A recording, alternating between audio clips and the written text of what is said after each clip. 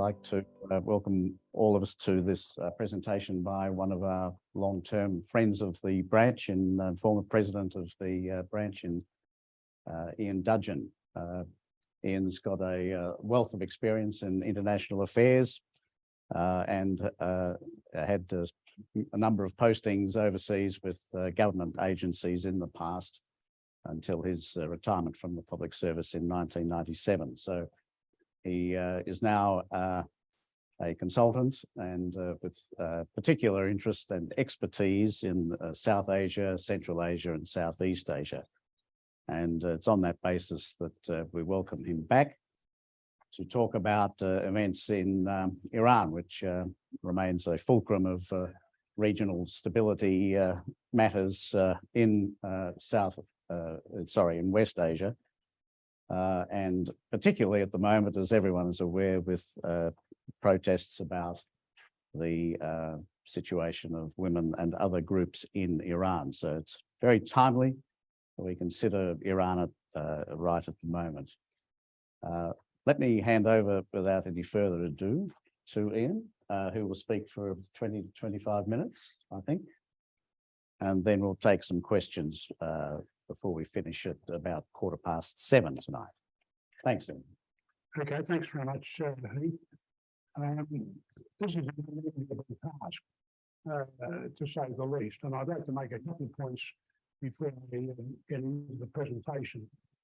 The first is that it's very hard to get reliable information on what's happening in Iran. There is a lot of information, misinformation and disinformation floating around, depending on who the stakeholders are. So you can't really take a great deal of what you see at face value. There is a need to get into it. The second thing that throws on, notwithstanding all of that, what's happening in Iran at the moment is really serious. And it needs to be understood that unfortunately, there's also a great deal of brutality occurring. And that needs to be recognised as part of what is happening. Now, how I'm doing the presentation today is a couple of facts about Iran. I realize there's some people here who know an awful lot about it, but there will be some people who really know very little, which will include details within the Constitution. And if you're starting to eyes glaze already, it's important that you understand that what the Constitution says and how it affects how the government operates. So please bear with those, because that sets a part of the environment and also sets the stage for the outcomes. Please. So there's Iran sitting in the Middle East, for those who are unaware of it.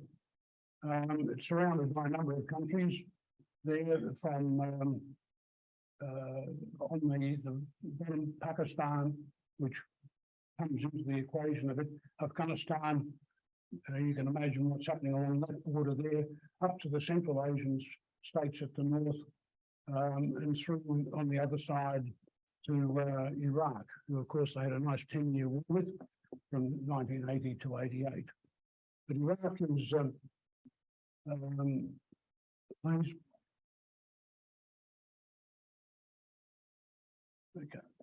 So there is right, some background factors. Now I can't actually read all of those, and there is, so let me get going on that. And we go back to the some issues. That's it. So some of the issues that we want to talk about here, and let's see where they are with each of the issues.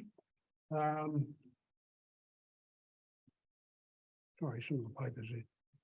The protests in particular are unique because they are initiated and being driven by women. And in Islamic countries, that's very unusual. But it is also very significant in terms of how the government reacts to that. But other protesters, in fact, in total, that is a very difficult question to get. But we'll address into that later on. What do the women want? We hear the cry, women, life, freedom. We'll look at that one as well. Now we're talking about change within the existing Islamic structure or system in Iran, which is unique in itself, or are we talking outside of that?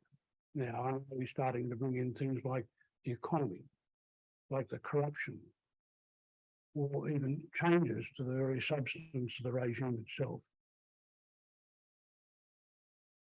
How much important is ethnicity, for example?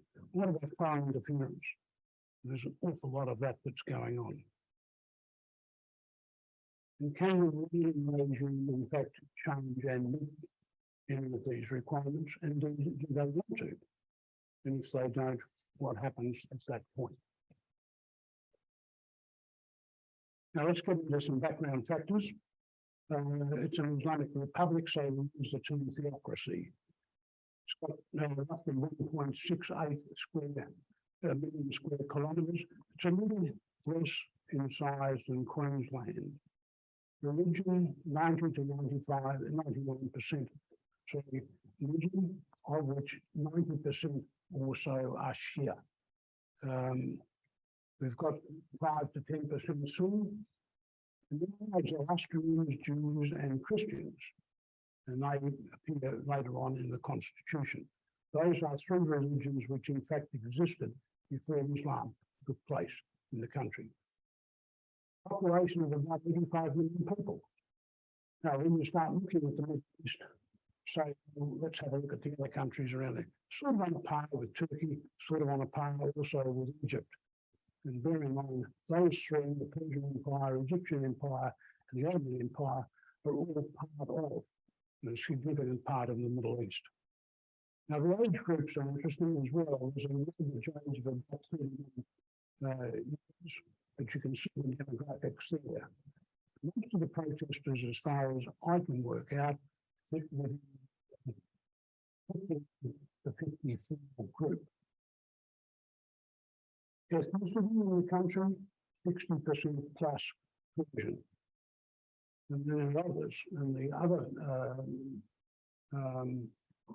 ethnicities that come in basically are part of this multicultural conglomeration, because all these countries in the Middle East overlap different ethnic groups. Unemployment, these are guesstimates rather than estimates. We're talking in terms of something like 23% overall, but a much higher rate with women, 36 or more %. And you have to bear in mind that in terms of the economy, Iran has been subject to a great many sanctions for a long, long time. So it's an economy that really is not firing terribly well.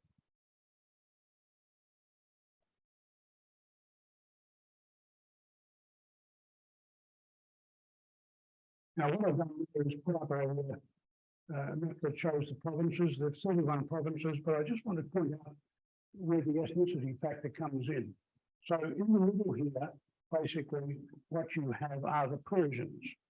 This is roughly. Up on the top, on the right-hand side, the Azerbaijanis. And you spread across the border into Azerbaijan there as well. Then you get the Kurds. And the Kurds come down in this area here. Very significant group. And for those that have a knowledge of the Kurds exist also in the neighbouring countries of Iraq, Turkey, and Syria. And over here we have the Baloch. And this backs onto Pakistan, and the Baloch are an ethnic group across the border. And we'll come to those also in terms of what they mean in the whole business. Let me introduce you now to a concept of infaq. And this becomes a very important concept when you're talking about the sheer structure of government inside Iran. And it's a concept, basically, that provides a system of governance whereby the religion dominates the state. And if you have a look here now, all the decisions in the state under the system, and this system is not necessarily accepted by all Shia, and is certainly not accepted by the Sunni. So under the system, there is everything, all the decisions are ruled by a supreme clerical leader who translates in Iranian terms to the supreme leader, who is the head of state. And he has this absolute guardianship. So he was basically there on behalf of the Prophet, pending the Prophet's return. And the power is interpreted, he has that power where he can also take decisions in order to suspend Islamic law if necessary. And this is also very important indeed. Now, the next point is terribly important. Preservation of the regime, because that is the end goal that's taking place. And anything that threatens the preservation of the regime is bad news. And as I said before, this is a unique system in Iran, and it's a system of perpetuation. If it gets the traction, it would go on to other countries. But at this stage, let's just leave it in Iran. It hasn't yet got any significant state across the border. Now, I said the Constitution. Let me just take you very quickly through all of that. The revolution that took place that ousted the Shah, etc., 1979, and they put a constitution in place. And some references there to people's rights. You can read those themselves. In fact, it's a very advanced constitution when you read through. A lot in it in terms of the rights of people.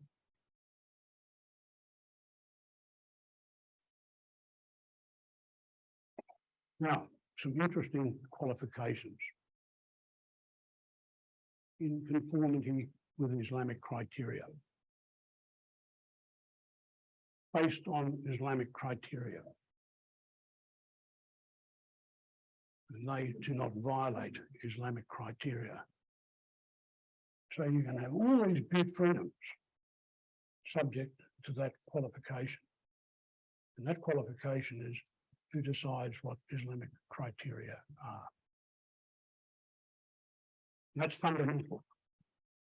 And who's at the top of the tree? We'll have a look at that very quickly. So, okay, the government itself, it has an executive, a legislature, and judiciary. This is fairly common in other countries. We then come to the supreme leader. Now, this is the person that is looking after providing the guardianship for the state. So there is selection criteria. He obviously has to be into Islamic scholarship, justice, piety, and all other qualities and characteristics that go with somebody who is the head of a religious system. He's elected by a thing called the Assembly of Experts, which is some 88 members who are appointed or elected rather, but the nominations are very selective. So it's an elected system. This is sounding all very democratic. And his duties, if you look through those, there's pretty well everything you want he's in charge of. So he can declare war, peace, he can mobilise the armed forces, he can dismiss the president, he's appointing the head of the judiciary, he can dismiss the head of the judiciary. And of course, all the military appointments also within the state. And he can be replaced also by this Assembly of Experts in the event of death, resignation, incapacity, or just dismissal if they think he's not performing. Now, there's been two supreme leaders since 1979. First was for 10 years until 1989 when he died. The second is the current one, who was elected in 1989 and is still in office today. Longevity, he's 83 and allegedly has a prostate cancer. But he's still firing on a great many cylinders, and his power is not in question. So he's enshrined in the Constitution. Now we have a presidency. We have a president who is actually the second highest official in the country, elected by direct election. But let's take one point. The Guardian Council,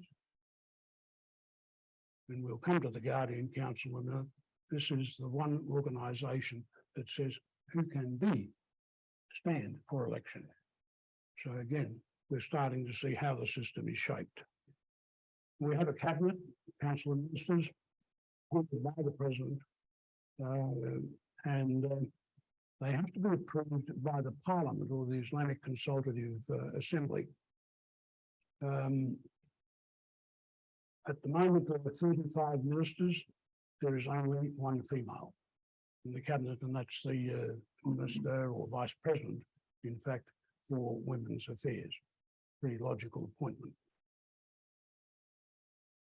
The legislature itself, the Islamic Consultative Assembly, 290 members, elected for direct election by the people, so there's a very democratic aspect coming through all of this. Anybody can stand, male or female, there's no discrimination on that. Currently, there are 16 female members of the parliament. And what's important in this, I mentioned earlier, these other religions, there are 4 seats in the parliament reserved for non-Muslims. So 2 for Christians, 1 for Zoroastrians, which is a very ancient religious system in the country, and also 1 for Jewish members. Now, the Guardian Council, again, enshrined in the Constitution, 6 jurists who are quite conscious of the present needs and issues of the day. Now, that sounds like you're going to have a lot of very advanced, sort of modern thinking people. That'll work probably well, providing it's compatible with the Supreme Leader. So they're appointed for, and there's another 6 jurists as well appointed in there. So it's a 12 of them, and responsibilities they approve all the candidates for president, for the parliament, and for the assembly of experts. So it's starting to become a pretty tight-knit exercise, and they approve all legislation as well. So no legislation can be passed until it's gone through the Guardian Council. So there's a lot of authority, and the head of the judiciary appoints 6 of those people. Who appoints the head of the judiciary? Supreme Leader. Now, on women, there are 2 areas in particular, and I'd invite the women in particular to read those 2 articles. A lot of reference there to family.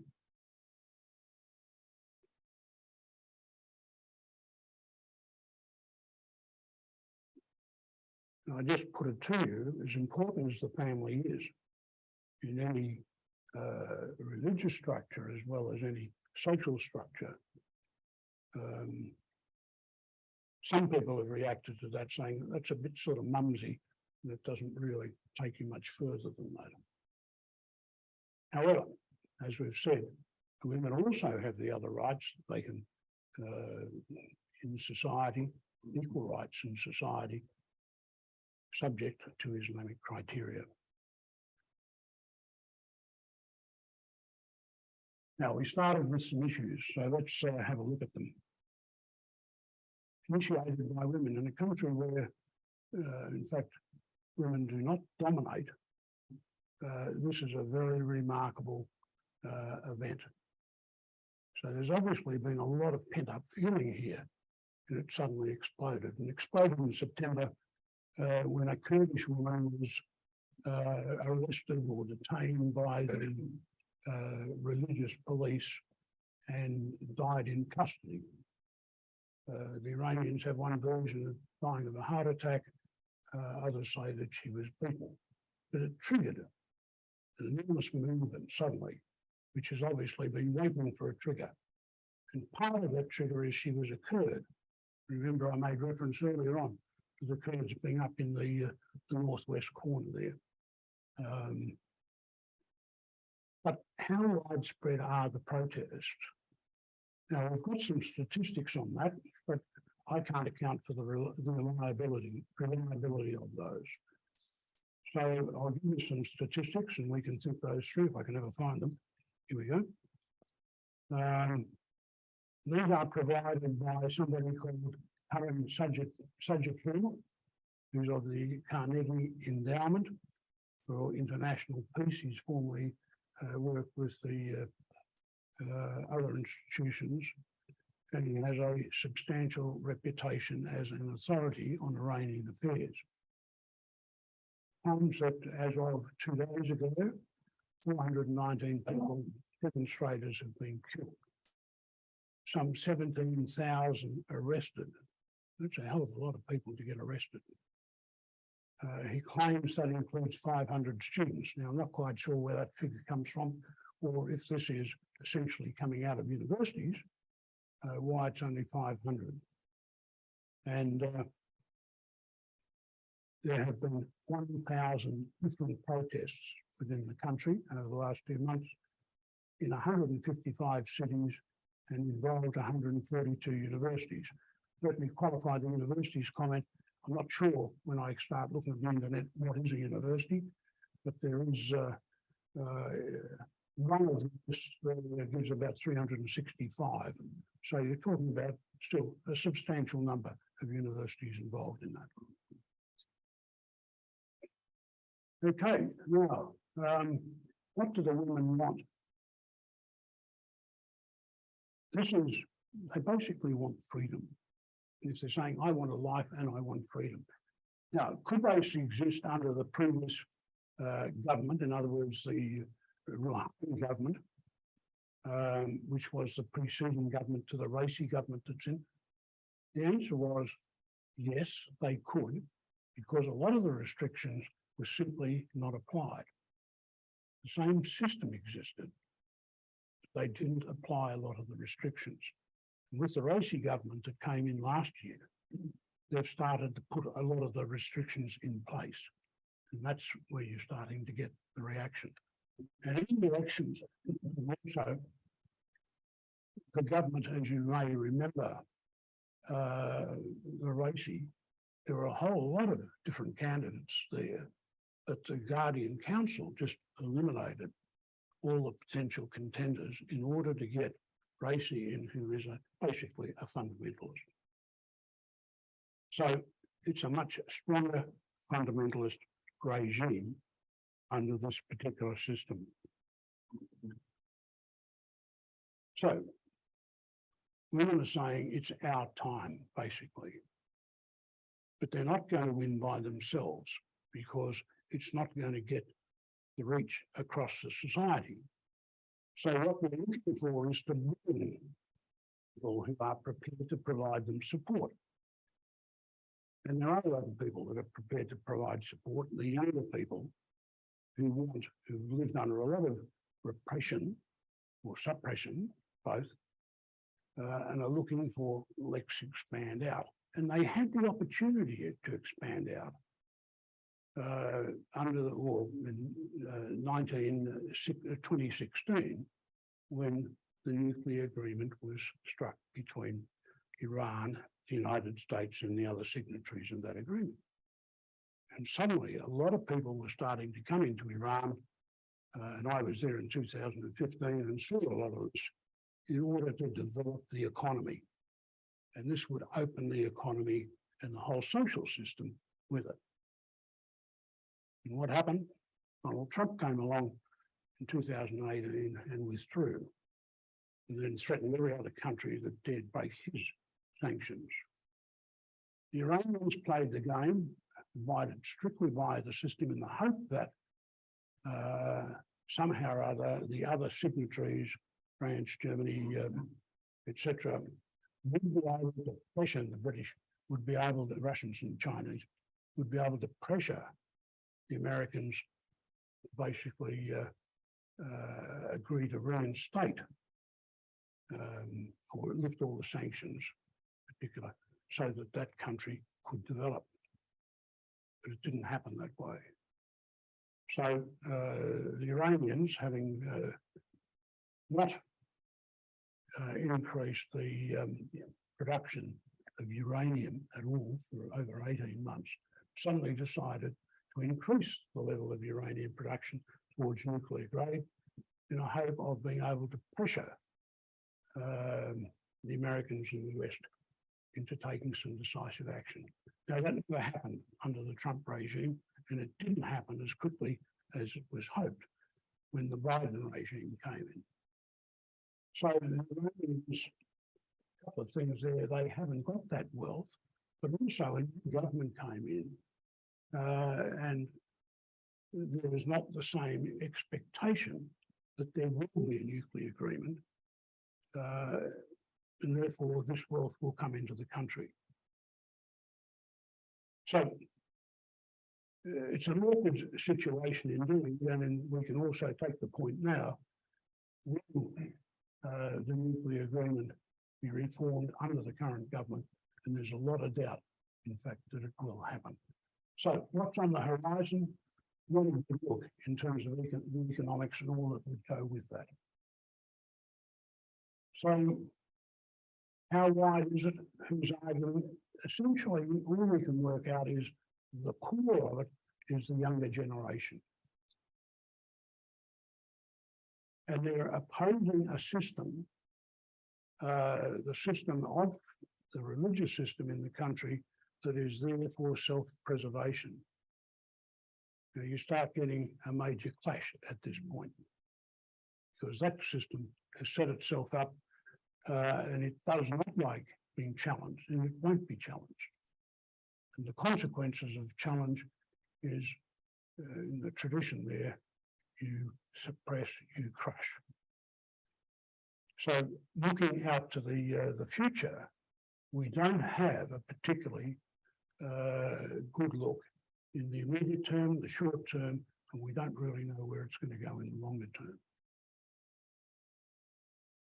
And one of the things that may or may not be able to happen is, are people wanting change within the existing system as was able to be done before under previous governments? In other words, you just don't apply the restrictions, for example, that are relevant to the hijab. And the hijab is important in Islamic terms, and particularly under the Velati Faq system. But the Supreme Leader in the past has allowed it not to be forced. And the women, in fact, who have hijabs on a piece of hair at the back of their head. Others, but only about 20% would have the full coverage. Mandatory if you're in government to have the full coverage. But otherwise, the Iranian women wanted to be out there as an expression of womanhood, for want of a term. But the Supreme Leader can, again, ignore that if he wants to. But the whole system now seems to have been challenged because of the broader depth that's coming through. And some people are saying, well, it's about time we not only got rid of the regime, but we also get to a secular state and separate religion from that. Now, that is just simply not acceptable to the system. So where do we end up here? It's very, very difficult to see where this is all going to go. And it's not a good look in terms of what the eventual outlook would be. Part of the problem is who else is stirring the pot. And I mentioned previously ethnic issues. Yes, the woman that was killed, Masha Amini, in September, 16th of September, was a Kurd. The Kurds are reacting to that on ethnic grounds. In fact, the Kurds are a reactive group in all of the 4 states in which they exist. So that's a problem. the Baloch over on the Pakistan border have also stirred themselves, etc. Are people trying to get ethnic destabilisation in the country as part of destabilisation of the regime? And what about foreign interference? And unfortunately, there's an awful lot of people getting an awful lot of information in there in order to stir it up. Some of it might be supported in constructive terms, but the concept of regime change, certainly from certain outside countries, the United States, for example, Israel, have had regime change as part of their agenda in the past. But if they're looking for regime change, at what price? So the government that's in there does have the capability, at least in terms of the supreme leader, being able to turn around and shift the paradigm so that he can reach out to some of the younger generation. But because it's all fundamentalist, it's going to be a very difficult decision to take, if in fact it can be taken at all. Thank you. Okay, thanks, Ian. We've got about 15, 20 minutes for questions, time for questions. So if people can introduce themselves and let us know who you are. Yeah, Colin Naswell. Thank you very much, Ian. My question, well, your presentation really underscored the fact that the Constitution and the Constitution, and the rights and privileges, the rights and so on that flow out of that are really subject to Islamic criteria. So my question is that really well defined and enshrined, or is it sort of, is Islamic criteria more open to interpretation by the powers that be, such as the Islamic Council and the Supreme Leader? And if so, do you think that they can be reinterpreted to allow a, let's say, more liberal regime in the future? The answer is yes, they could, because the Supreme Leader has the flexibility to do the interpretation, and he can break with Islamic law if he wants to. Now the question is, will he? And at this stage, it's going to depend. It's terribly complicated. It's going to depend on what a group of fundamentalists, conservative Islamic rulers are under their system. And this is not saying Islam across the board operates this way at all, far from it. It depends on whether we're going to say, we are going to keep the system we have, and we're just going to crush everything that gets in our way, or whether we're going to adjust that and try and have some sort of accommodation. And I don't know the answer to that, and I don't know that they know the answer, other than at this stage, we're going to keep the status quo. Yes, in the back, I can see a hand raised. I can't see who you are, but oh, it's Dennis. Hello. Dennis Blythe. My expertise is very limited. I lived in Turkey for 2 years, and I visited Iran for 3 days. More recently, I've been studying the history of Sir John Crawford, and it might surprise some people to know that he spent a fair bit of time in Iran in the 1970s on the eve of the revolution. And what he discovered was the enormous disparity between essentially the upper and middle class in Tehran and the poor in the whole region of the country. And that's evidenced by the size, for example, of land holdings by the smallholder, down to not much more than this room, to the vast larger holdings by others. And he tried to argue, and he met the president of Iran at the time and urged a change in attitude. Now, Crawford failed. His final entry, in fact, into his archives says, everything I did came to nothing. But his argument was, there's an enormous disparity between the relatively rich and those in power and the poor in the countryside.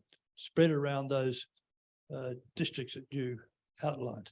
Now, so one of the factors at play is the women, and is there a support base for them amongst the poor and hungry? And I think that must be part of the answer, because if people are poor and hungry and living in the gutter, they will look for anyone to leave them out from that position.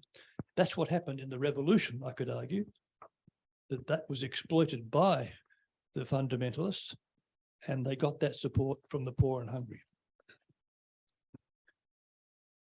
There's something in the vicinity of 25% poverty. In Iran, and part of that, of course, has been brought about by the sanctions imposed in the country. But it also has to be understood that there are a lot of business enterprises in Iran also, and most of those are run by the government or finance, which are non-profit organisations that make an enormous profit. The military, well, it works where you have a state where they will not allow the national resources to be dominated by foreign investors. And you can think about that even in Australian terms. So we've had it in the past. In 1953, the oil industry in Iran, for example, was run by the British. And the then Prime Minister or President put his hand up and said, we're going to nationalise that. So CIA and MI6 got together and gave him the flick. Now, the foreign exploitation has not, the side of that has not been lost. But the system does look after itself. If they do, consciously, I believe, try and make sure that there is more equity in the system than existed, for example, in the Shah's period. But the complication of giving a greater equity across the country is all the sanctions that has been imposed on the country. And I think they've got a real lot of problems there because, for example, the petroleum oil industry, which is their major source of foreign investment, there are all sorts of sanctions imposed on that in terms of how much they can export. And most of what they export, in fact, goes to China because the Chinese are big enough to break the rules and not be confronted. And I really appreciate your presentation, much more expertise than I have.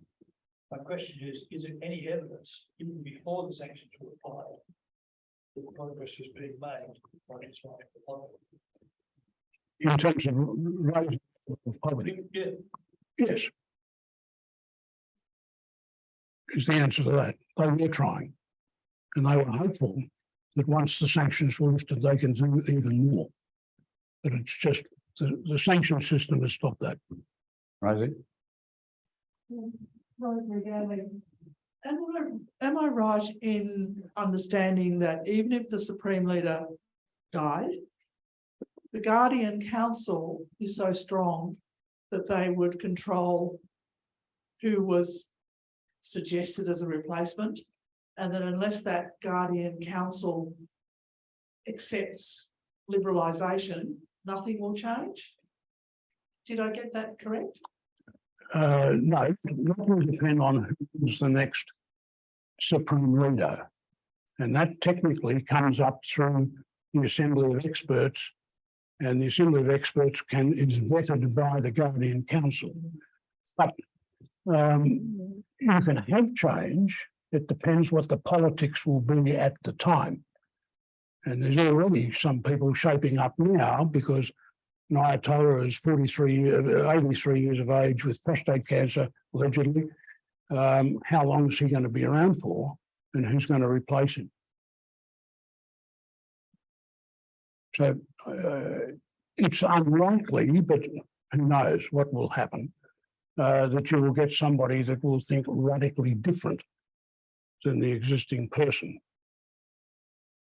But it could happen. Any other questions? Can I finish then on just one little anecdote? Sure. When I was just an insight into Iranian women. I was in Iran with my wife in Tehran. We were getting on the subway to take us out to the shrine of the first Supreme Leader.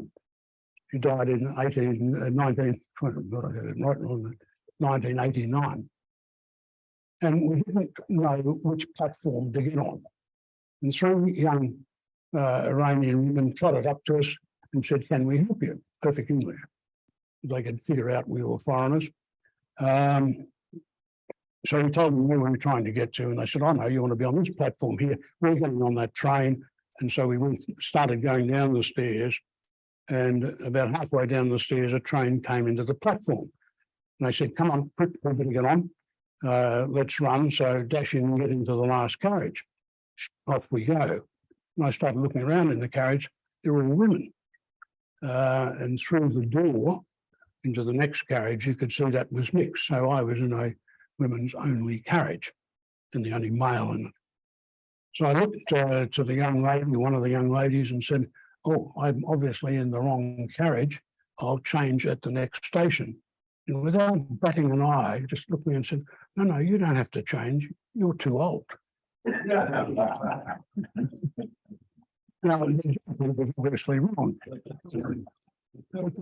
Encounters with Iranian women, these are a very female presence.